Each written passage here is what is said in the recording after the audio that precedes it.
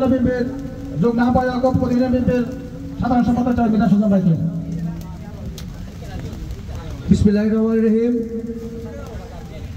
আজকে চাঁদপাড়া বিএনপি কর্তৃক আয়োজিত আজকের এই সভার সম্মানিত সভাপতি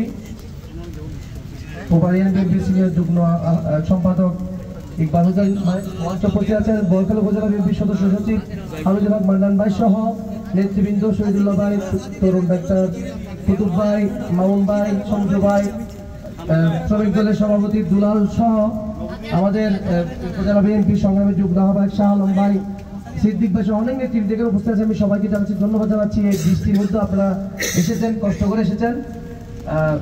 এই এলাকাটা হচ্ছে বিএনপির জন্য একটা, আমরা বলি বিএনপির ভোট ব্যাংক।